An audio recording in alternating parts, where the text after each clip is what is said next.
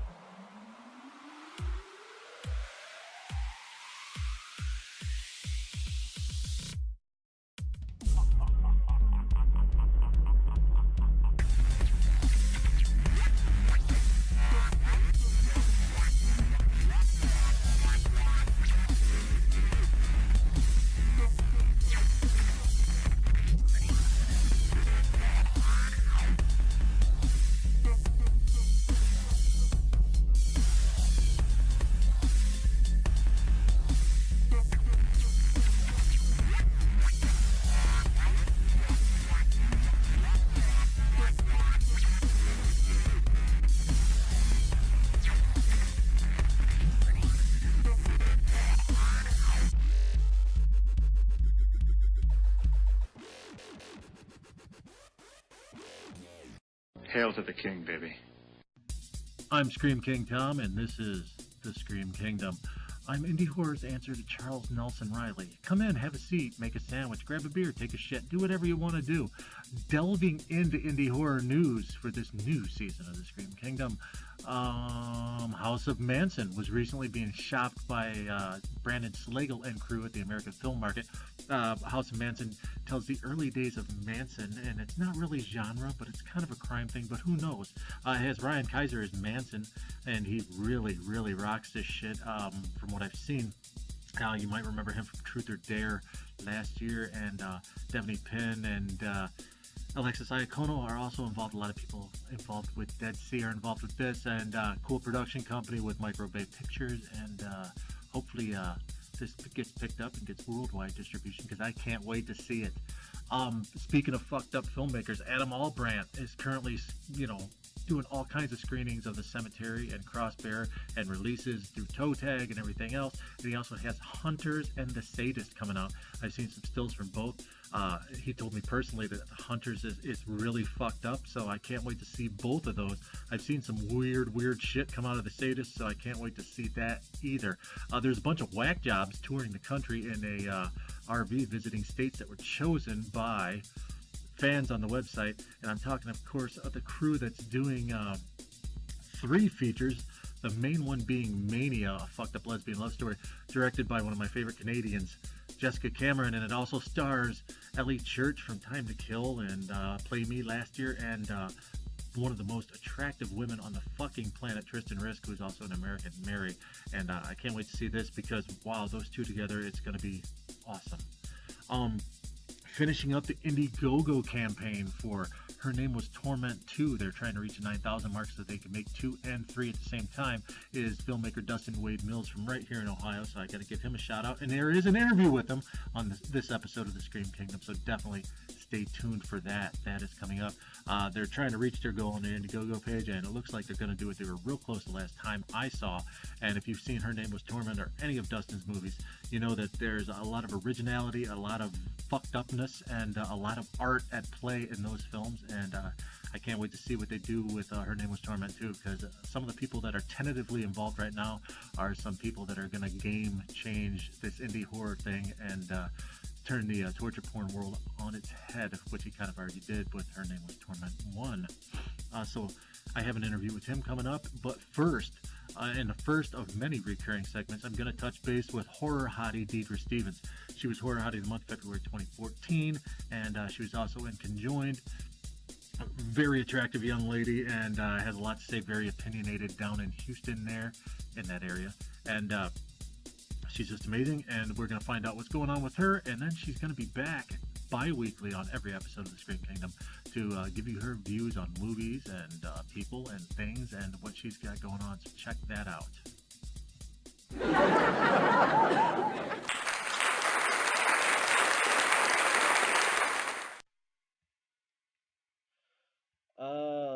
Via Skype, I have Nerd Remix Horror Hottie of the Month, February 2014, and one of my favorite horror hotties, Deidre Stephens, the Horror Hottie.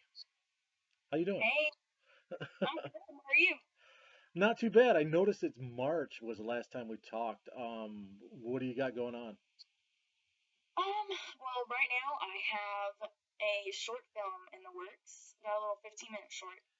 Um, I get to do a little bit of wire work in there, some cool action stunts, and it's not really a horror film, but I'm willing to give it a shot. But it is an independent film, though, so we're good, right? Yes, based out of Houston, and I'm really excited for this. We're gonna start filming after Thanksgiving. Actually, we're gonna be wrapping up around Christmas time. Outstanding. There's a lot of cool people making cool films in Houston. You know, like Derek's like doing all kinds of shit. For those of you not knowing this, Derek is the other half of NerdRemix.com, who never does anything on the goddamn site. But you know, I'll forgive him, I guess. Way to go, Derek! So with Thanksgiving coming up, what are you thankful for? Oh, I'm thankful for basically everybody who's ever given me an opportunity out in this field, because it's so hard. It's based off of basically who you know out here. I'd like to tell everyone that I'm eternally grateful for the opportunities that they've given me. Being Conjoined or The Tale of Nobody, remix to this upcoming film directed by Matthew Carter. I am so thankful for everybody who's ever given me a chance because, people can say really mean things about each other, and a lot of people actually believe it.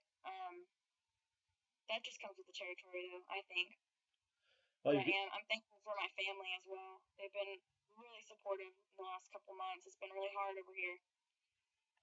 That's cool. And you know, this is an industry where a lot of people backbite and everything, and it's hard to find a genuine person. And from my experience, you've been a genuine person, so that's really cool. So, what horror films are you looking forward to seeing, or what have you watched lately? I haven't really been watching a lot of scary movies. I did watch Dark Skies the What'd you other think? day. That freaked me out. That's like an alien movie, right? Yeah, it's a paranormal, kind of, but it's not really paranormal activity, kind of like with the whole ghost thing invading your house. They have it's like an alien invasion. They take over this family, and they come through the kids. I've heard a little Talking bit on their about it. So anyway, So you're doing this action movie. Will you be armed at any time in the action movie? Because I know you're in Texas and they like give you guns at the maternity ward when you're born, right? yes, they handed me an AK when I was born.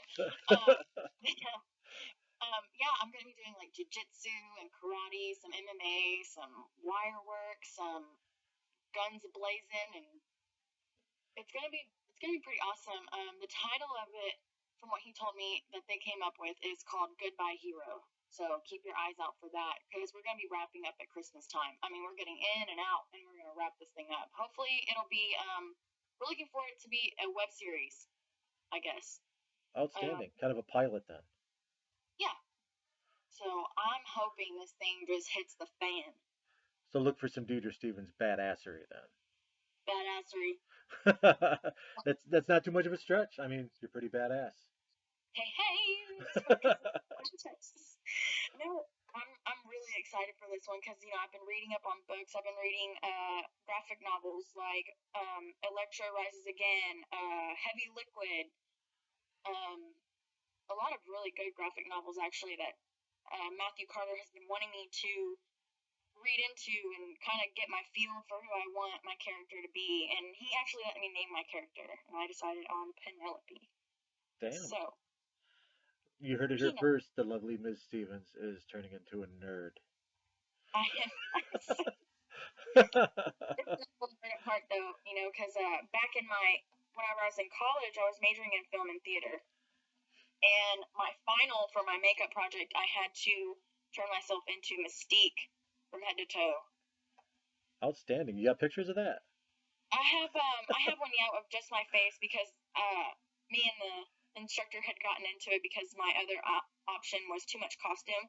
So I went on about it being the royal bitch that I am. I went and got a thong and pasties, and I just went full nude. And there's no pictures. God damn it. God damn it.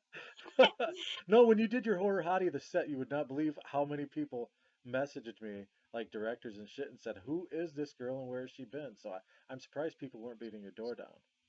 No, yeah, they weren't.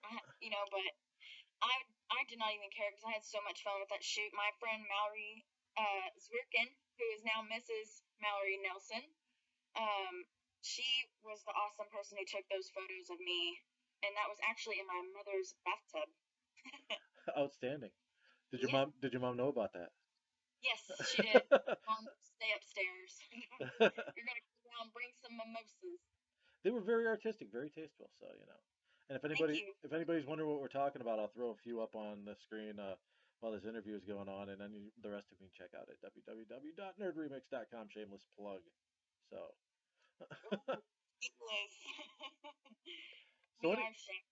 so anyway, thanks for letting me know what's going on, and we'll get back to you in a couple weeks. And thanks for being a part of the Scream Kingdom. Oh, I'm more than honored to be part of the Scream Kingdom. Outstanding. We'll see you next time. Thanks. All right, thank you. So stay tuned for the Dustin Wayde Mills interview. Dustin has a lot to say about the films he's done and the films he's doing and the people he works with. My recorder kind of fucked up at the end, so a lot of it was cut off. But I think you'll get the meat of it and you'll get the gist of what Dustin has to say. He's somebody who's making movies on his own terms and fuck everybody else. And he's really succeeding in building a great cult following by doing so. So listen to the Dustin Mills interview. Through the wonders of Skype, I have director, writer, filmmaker, actor, effects artist, and I think he's playing Dolomite in the new Anchor Bay reboot of that series, Dustin Mills. Dustin, welcome to the Scream Kingdom. Hi, Tom. Have a seat, take a shit, have a beer, whatever you want to do. I've done all those things already. So, before you even asked me, so that's cool. Nice. Her name was Torment too. How close is it to happening? I think we're less than $1,200 away from our goal right now, with 20 some days left. I can't remember. It's 20 something. So we're really, really fucking close. Outstanding. I see in the original movie, it's something I think people need to see. I mean, you've had a really good response with that, haven't you? Yeah, it's kind of crazy actually, because it was kind of an experiment. I mean, there's a story behind it in a detailed world that we sort of built to inform how we performed and how we put the movie together. There's a very rich background there, but for the most part, it was an experiment that we made for less than $500 in my garage and in my basement with two of my friends. And the end result I really liked, and we put it out there, and it kind of exploded. It's sold more and has more fans than probably anything I've made so far. It got me a lot of recognition in some more underground channels because it was so dark and kind of rough and meaner than a lot of the stuff I do. So it opened a lot of doors for me, and the thought of telling more of that story and showing more of that world and having bigger budget and having the cast that I have and the effects artists that I have and stuff on board is really exciting to me. I know that among the collectors of horror DVDs and stuff like that, you have a real big underground following for them. Is it hard when you're still more or less self-distributing, because you don't have somebody like in the back of the VHS days like Canon or Concord or Vestron or somebody like that? Those guys aren't around anymore. So is it more of a challenge to get noticed, self-distributing? You know what? I feel like I've gotten more exposure for myself personally by self-distributing. My movies may get less places, I don't get on store shelves and stuff like that anymore like I used to. But with the sort of stuff that I make, it sort of doesn't make sense to be aiming for the general public. It makes more sense to kind of get it out to horror fans and fans of indie and underground horror, the hardcores and the diehards and stuff. You get it in their hands and you give them something good, and you keep giving them good stuff, and they'll love you and support you forever. And to me, that's way more valuable than having my movie, at Walmart where, Joe Schmo can pick it up and just think it's another piece of shit. The underground and the indie horror fans sort of appreciate, the merit and the value of the kind of stuff that I make. So we're not going to see Easter casket in a $5 bin at Walmart anytime soon. I mean, I sort of doubt it. I would be very surprised. You know, I mean, you know, in some ways that would be really cool. But I don't know, self-distro has just worked out really well for me so far. I'm experimenting, you know. I put out Skinless through Whack Movies, which Glenn Coburn runs. And I have a lot of faith in Glenn, and I trust him, and I think he's going to do a good job with it and stuff like that. But I don't know that there's one specific right way to do things, but so far, self-distro is working for me. Yeah, it seems to have built you a really loyal following, and kind of building on the loyalty thing you've had anyway recently, like a core group of people that you've been working with. Does that Yeah. just make things easier, or is it more of a challenge to come up with new ways of doing things because of that familiarity? Oh no, I mean, basically what it is I come from a theater background. I was did a lot of theater when I was younger, and that sort of community feeling where you're working with the same people a lot and you come to trust each other and you have a shorthand and stuff like that is how I'm used to working. And so working with the same group of people is definitely a conscious thing. It's like, I know that this guy is good at this. I know that this guy is good at this, and this gal is really good at this, and so on and so forth. And when you get those people together, you know, people I've worked with a lot, Aaron Ryan, Haley Madison, Brandon Salkill, Dave Parker, like all those people, when you get them together on set, we can blow through things and have a good time. It's like bang, bang, bang, because we're all speaking the same language. We're all moving at the same speed. And what I try to do is with each new project, or you know, every couple of projects, bring in someone new and see if they kind of fit, you know, into the rest of the group, and then they just become part of that family, and we just, you know, keep making movies.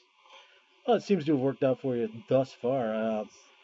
Have you ever been on set with, even though you're friends with these people and you've worked with them a lot, have you ever been on set and just say, man, I think I'm going too far here? Didn't think that I've what? That you're going too far? Like too far with the content and stuff? Yeah. No, I don't really believe in too far. I think as That's a long scary as we're thought, not actually hurting anyone, as long as it stays fun and fake, because to me, making movies and doing special effects and all that stuff is like a big magic trick, you know, and that's the fun of it, is figuring out how the trick is going to work. I don't know. I mean, I will go as far as people will let me, you know, as long as it makes sense with what we're doing. I don't know that there is really a boundary that I perceive.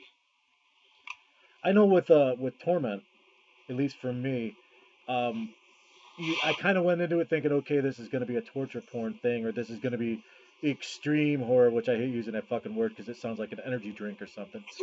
But I went into that thinking, well, I'm going to get assaulted here, and I'm not going to say the movie was subtle, but the way it's presented, it kind of desensitizes you to the violence that you're seeing. It's so the way it's shot and the way it's put together, for me anyway, was so disorienting that it was more of an experience than actually just watching a movie. Is that something you were shooting for?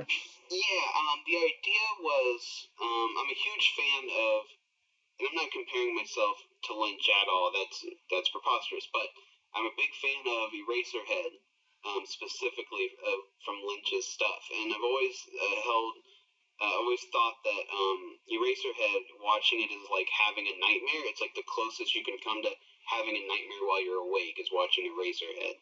And so when we made Her Name Was Torment, my entire mantra behind it was like, I want them to watch it and feel as if they're having a nightmare, you know, which comes with a level of disconnect and a level of confusion and stuff like that. But, you know, also one of the reasons I made the film is you mentioned yourself, the torture porn and extreme films. There are not a lot of extreme films that I actually like. There's some that I think have merit and I still don't like them, but there are very few that I can put on my list of movies that I dig, and even fewer torture porn films. And so one of the ideas behind Her Name Was Torment and all of my Crumple Shack movies is I'm going to take these genres that have either been done to death or that I just don't like very much, these subgenres of horror and exploitation, and find a way to make it my own and find a way to make it so that I would enjoy watching it. So Her Name Was Torment is at its core a torture movie that I would enjoy watching as a viewer. So you're just putting your big old bloody thumbprint on it then? That's kind of what I'm trying to do, yeah. Outstanding. Like I said, I haven't watched all of your films. I plan to rectify that soon. But there's a almost like a really interesting dichotomy between your DMP films and your Crumple Shack films. And is there ever going to be like a middle ground film, so to speak? I think some of the DMP stuff would kind of land in the middle ground. I think stuff like Skinless and Kill That Bitch, which are they're somewhere in the limbo between a Crumple Shack film and a Dustin Mills production. But I am definitely going to make some lighter stuff. I want to make some like family friendly movies. We have a movie that is basically PG-13 that we're going to be working on when Her Name Was Torment 2 wraps. And it's essentially the violence level of like Men in Black. You know what I mean? Like it's that kind of thing. Something we can screen locally and people can bring their kids and stuff like that and see. I want to do that stuff because I love that kind of entertainment as well. So you'll see me kind of jumping all over the place from subgenre to subgenre and from these huge tonal differences. Another thing I wanted to hit on since I'm talking to you. Well, we talked quite a bit a couple weeks ago, but the whole extreme film thing, and this is a very serious question. Who takes direction better, humans or puppets? Puppets absolutely take direction better. But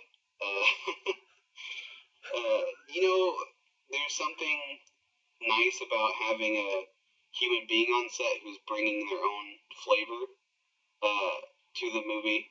And something that I talk about a lot with my actors is I don't do any hand holding. My style of direction is more about adjusting. Where if there's two actors in a scene and a dialogue scene, I put them there and I'm like, okay, start delivering lines at each other, and I see where they take it and where their tone of voice comes from and where their emotions go and stuff like that. And then I step in once they're comfortable with it and be like, okay, and now let's adjust this here and adjust this here. But I don't do a lot of like it needs to be this style, it needs to be this, and you need to act this way. I really like to see what actors bring to the table. Because sometimes it's better than anything that I could have come up with. So it's kind of your soup, but you let everybody throw their ingredients in it. Yeah, pretty much. That's a good analogy. So what's next besides Her Name Was Torment 2? I'm working on something that I'm excited about, but I don't want to say too much until it's closer to happening. There will be a movie that will come out around the time we're starting production on Her Name Was Torment 2. And anybody who's putting money into Her Name Was Torment 2, I just want to put your mind at ease that is all that money is going. That's a whole separate venture. I don't get to touch that money until Her Name Was Torment 2, so it's not like I'm taking money from the Her Name Was Torment 2 budget and making a bunch of movies. I don't want anybody to think that. There's just a project I want to do that I'll fund myself. That's smaller, about the level of the Hornet's Sting and Hell It's Caused, that budget level, and get out there into the world as we're starting Her Name Was Torment 2. But like I said, I don't want to talk too much until it's closer to being a reality. So say you had dinner with somebody tomorrow, Okay. and they wrote you a check for $3 million. Would the indie horror viewing public have to be fucking terrified about that? I don't know. I don't even know what I would do with it. I think my instinct would not be to make a $3 million movie. I think my instinct would to make like 30 really good low budget movies or something like that. You know what I mean? That'd be weird. I mean, I'm sure if anything like that ever happened, not that it will, because those things don't happen. But I think that there would definitely be.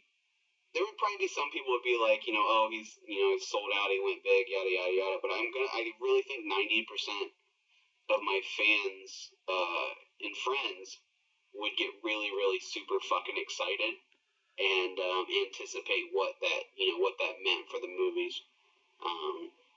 Because all it would do is, open the floodgates. I talked about this with Her Name Was Torment 2 campaign. Of the $6,000 we're raising, about $5,000 is going to end up directly on screen. Half of that is going to the effects budget, and the rest is to fulfill our perks and all that stuff. And that $5,000 to make a sequel to a movie that cost me less than $500 is people should be afraid of what we're going to do, and it's intense. And one of my favorite things right now is I've been outlining the movie and coming up with the script, and as I think of new things, I add them, and I'll run them by my producers. And Matt Goodfriend, one of my producers, every time I tell him some new idea I'm putting in the movie, he's he's mortified. He's just like, I'm putting my name on this, Dustin. And I'm like, I know, you should be. Give me some sugar, baby.